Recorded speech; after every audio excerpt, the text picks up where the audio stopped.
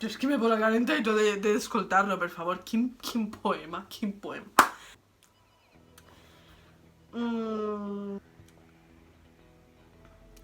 Perdó, no podia començar el vídeo d'una altra manera. He estat quasi un mes desapareguda per YouTube, sense penjar vídeo. Soc estudiant i crec que en això ho justifica tot. El primer que us estareu preguntant és què faig en estos moños, no ho sé. Només m'he fet pel vídeo i crec que m'han quedat divinos. Per darrere no vull ni pensar-ho com estaran. De fet, estic gravant el vídeo a la 1 del matí.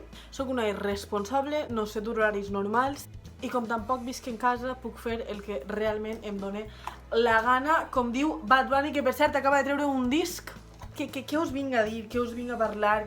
Us he dit per Instagram moltíssimes vegades que em proposareu temes. Al final que he fet el que m'ha donat la gana, he considerat que era un tema molt xulo i a més crec que és un vídeo de perspectiva social, perspectiva de gènere, podríem dir fins i tot, perquè el vídeo d'avui, senyors i senyores, sobretot senyores, ve a parlar sobre els meus referents, les meues referents dones del País Valencià. En primer lloc, i crec que no podia anar en un altre lloc perquè no m'ho perdonaria la vida, és ma mare. Ma mare. Ma mare. És que en aquestes paraules, ma mare, jo crec que ho dic tot. És una deessa, per a mi, és una referent en la vida. En el tema de la llengua. Tot l'amor que jo tinc cap a la literatura, cap a la llengua, cap a la terra, ideològicament, cap a les meues amigues, cap a la família, com a mare, com a filla també, perquè estic convençudíssima que ella també tindria com a referent sa mare. Tot l'amor que m'ha donat ella jo el reflectix dia a dia, és a dir, és una referent en absolutament tot. Em diuen que sóc igual que ma mare, tinc la mateixa cara. Ma mare és molt més guapa que jo, està super acceptat, i jo espero ser algun dia com ella, que és a tot el que aspira en la vida. Així que, dit això, comencem. Ara entrem en el tema de la literatura. He hagut de seleccionar dones, no podia posar 25 dones valencianes. Si m'he deixat alguna dona referent, em sap greu. Però aquestes han sigut les que he decidit que siguin les meues referents. En primer lloc, i així faig un incís perquè no era escriptora ni era res, és la dona de Vicent Andrés Estellés. Jo suposo que coneixereu Vicent Andrés Estellés, el poeta per excel·lència dels valencians. Ara, per què m'agrada més a mi la seva dona quasi que ell? Perquè la seva dona va ser producte de quasi tota la seva producció literària. I Sant Andrés Estellés li escrivia a la seva dona i li dedicava uns poemes. Vaig a llegir-vos alguns versos.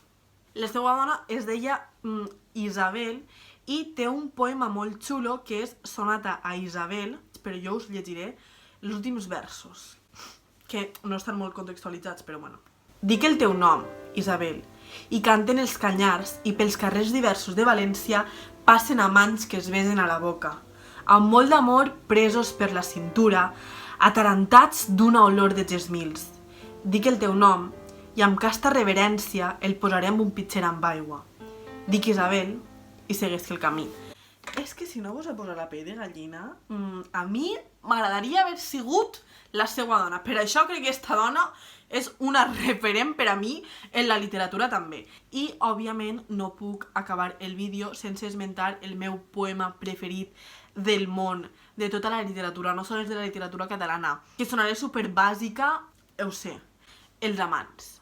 Jo, si m'he d'enamorar alguna vegada d'algú, tan heavy, vull que siga com el seu amor. No hi havia a València dos amants com nosaltres. Feroçment ens amaven des del matí a la nit.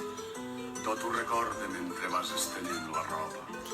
Han passat anys, molts anys. Han passat moltes coses. De sobte encara en plena aquell vent o l'amor i rodem per terra entre braços i besos. No hi havia a València dos amants com nosaltres, carnavants com nosaltres. En són parits ben pocs! Jo és que me posa calenta i tot d'escoltar-lo, per favor. Quin poema, quin poema. La segona escriptora és, sense dubte, i la qual no podia faltar, Isabel Clara Simó. La Wikipedia diu que era periodista, escriptora i política. Però jo us diré el que realment era. Era una deessa. Isabel Clara Simó va rebre infinits premis de literatura, l'últim, el 2017, el Premi d'Honor de les Lletres Catalanes. Podria ser l'únic motiu pel qual és una de les meues referents. Ella, a més d'escriure, feia política. Tenia una lluita constant en la llengua, en la societat. Escrivia teatre, poesia, autobiografia. Era una dona que ho feia tot. És que xapó, és que tu dius Isabel Clara Simó i la gent, és que no li hauries ni d'explicar perquè la tens com a referent. A més, la seva obra va estar traduïda a l'italià, al francès, al castellà, a l'anglès, al suec, al neerlandès, al noruec. És que què més voleu d'una dona valenciana?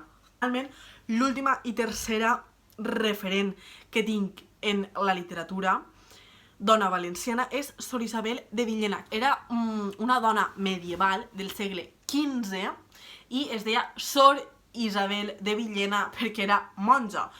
I diríem que avui en dia seria una feminista que te cagues perquè ja en la seva època, és que poseu-vos en el marc mental medieval, ja parlem de protofeminisme, que era una protofeminista. Era una dona noble, burgesa, i com a bona burgesa tenia a la seva cort al darrere. Escrivia, i el seu llibre, l'únic que conservem, la seva única producció literària que conservem és la Vita Christi, que és bàsicament la vida de Crist i com ser una bona religiosa, com seguir una bona vida cristiana a partir de personatges femenins. Gala, molt bé, a mi què m'interessa la cristiandat del segle XV? T'hauria d'interessar, que això és un altre tema, però és que la cosa va molt més enllà. És que este llibre es va escriure en resposta a l'autor misògin Jaume Roig. Va fer una obra que es diu L'espill, o el llibre de les dones, cagant-se, però és que cagant-se en totes les dones.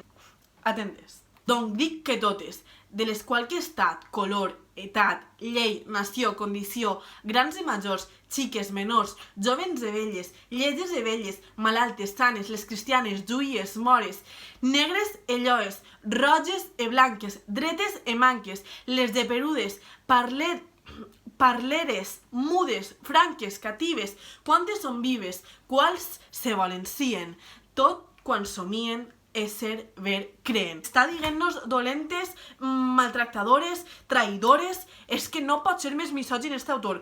Sor Isabel de Villena va agarrar i va dir: Jaume Roig, para, perquè les dones no són com tu les descrius. Les dones anem molt més enllà. I a més, t'ho puc demostrar seguint una bona vida cristiana a través de referents femenins. S'especula que és una contestació. Tots dos personatges es coneixien. El que avui dia diríem tirar-se bif. Vos imagineu a Sor Isabel de Villena en Twitter i a Jaume Roig discutint? Perquè Jaume Roig eixiria desactivant-se el compte perquè estaríem ahí totes contra ell i alabant a Sor Isabel de Villena. Jo crec que seria la nova Elena Cañizares. Sublim.